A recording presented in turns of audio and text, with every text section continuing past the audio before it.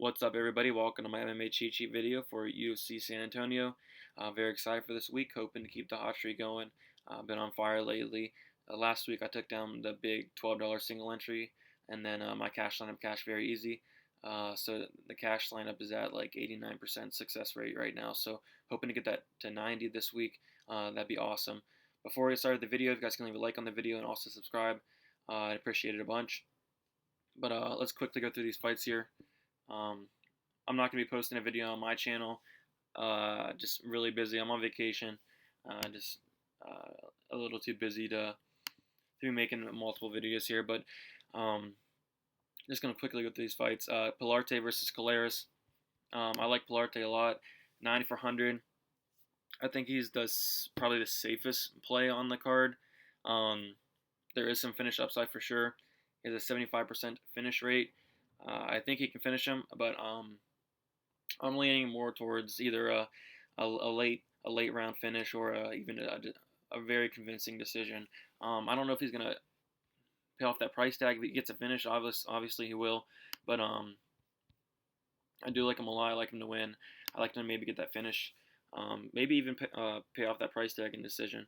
Jinsu Sun, Mario Batista. I'm not really interested in this fight. I think Sun's gonna win a decision. I just think there's better options around the 9,000 range.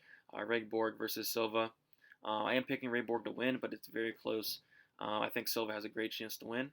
I like Silva as a punt. I'm fading Borg for 9,300. I don't think Borg's going to pay off that price, even if he does win.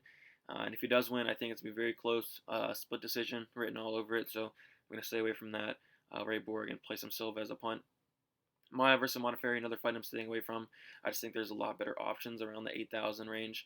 If you pay up, you get Adams and Hardy, or you pay down, you get Dos Anjos. So I just think there's better options there. I am picking Modafferi to win.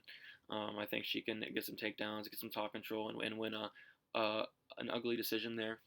But I don't think it's going to score well in DraftKings. I'm just going to stay away from that fight altogether. Abreu versus Alvi. I think this is a fight you're going to want to have in your lineups. If Abreu can get Alvi down, he can easily get a submission. He's a very good submission artist. But the problem is going to be getting Alvi down. Alvi has like an 85% takedown defense.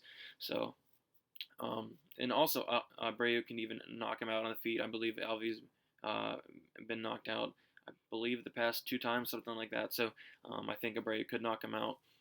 So I do like Abreu quite a bit. His 8,600, 100% finish rate. So if he does win, it's going to be a finish. So I'll be having Abreu in a lot of my lineups. And Alvi too. Alvi's not a bad dog play, because if he does win, it's going to be by finish for sure.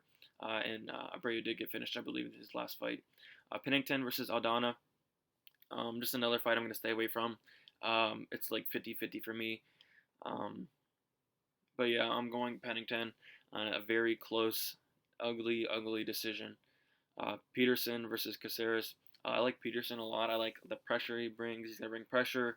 He's going to try to get some takedowns, takedown upside, get a couple takedowns, maybe get it, win a decision, like a split decision. I don't think he's going to knock him out or anything, or submit him or anything, but I think he's going to win a split decision here at 7,400. The odds are moving in his favor. I do like Peterson a lot. And then Rothwell versus Arlovski. Seen a lot of people on Arlovski. For some reason, I just don't understand that. I think Rothwell's going to knock him out. At the very least, get a decision win here. I don't see Arlovski winning at all, so I'm not going to be playing any Andre here. But I will be playing a good amount of Rothwell. I do like him a lot. Trinaldo versus Hernandez. That's wrong. I'm picking Hernandez to win via decision. I don't think he's going to knock him out. Trinaldo is very tough, and I don't think Trinaldo's maybe been knocked out once, I believe. So I don't think he's going to knock him out, but I think he's going to win a pretty convincing decision. And then Hooker versus Vic. I do like Hooker quite a bit. I think there's a lot of knockout upside there. A lot of people are on Vic, though, so I think we can get Hooker at a very low ownership. So I'm going to be interested in Hooker quite a bit in GPPs. I would not play this in cash because it is going to be very close. But I think Hooker does have the knockout upside. But on the other side, Vic is definitely a good dog play. He can get a knockout as well. And then Hardy versus Juan Adams. This fight is the hardest fight on the card by far to tell who's going to win. So I'd have exposure to both of these guys. This fight's definitely not going to decision, so there's going to be a finish here. I want to have exposure to both these guys. Um, right now I'm leading Greg Hardy just slightly, but in reality I don't really have a lean here. Somebody's getting knocked out. Um, we don't know if Juan Adams is going to use his wrestling. If he uses his wrestling, Juan Adams could win. If not, Hardy's probably going to win and knock Adams out. But regardless, whatever happens, somebody's getting knocked out. You got to play both sides of this fight. But I don't have a strong lean anywhere. I don't think most people do. So, but yeah, just play this fight. I'll probably stay away from it in cash for sure, and then GPPs, I'm gonna be all over it. And then another fight you're gonna want to have exposure to is Harris versus Oleinik. Somebody's getting finished in this fight as well.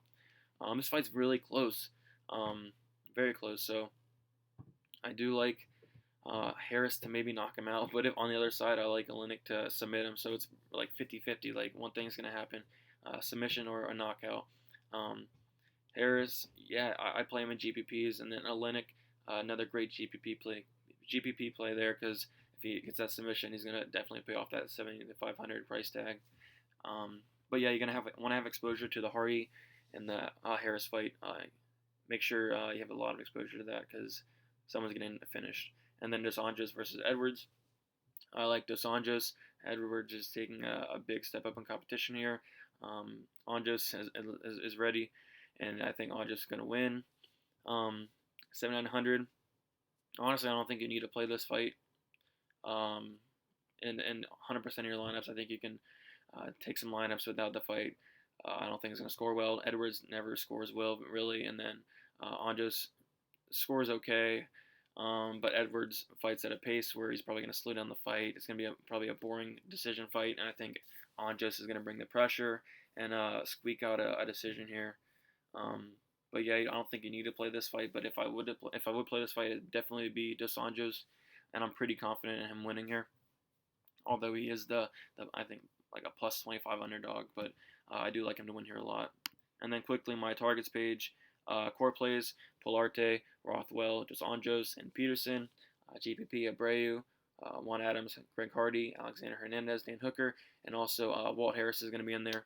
Was debating putting Walt Harris in a core play, but Oleinik just scaring me too much, because Harris's submission defense is not good at all, and if this does go to the ground, Harris is going to get submitted, so it's very close 50-50 for me. And then live dogs, James Vick, Raquel Pennington, Sam Alvey. Could put Modafferi on there, but I'm just not playing that fight. And then also Alexei Oleinik, I'll be putting on there. Submission upside, very close fight, so I do like Oleinik a lot as an underdog. And then fades, Ray Borg, punt, Silva. Like Silva quite a bit as a nice punt, especially for cash. And then Trinaldo has that knockout upside. He has a lot of power. So, but yeah, that's about it. If you have any questions, you can follow me on Twitter, _DFS. Ask me there. If you're on the Slack chat, ask me a question there. For all you guys on Patreon, if you want to get on the Patreon and access all that stuff, put the link in the description. And that's about it. Thank you guys.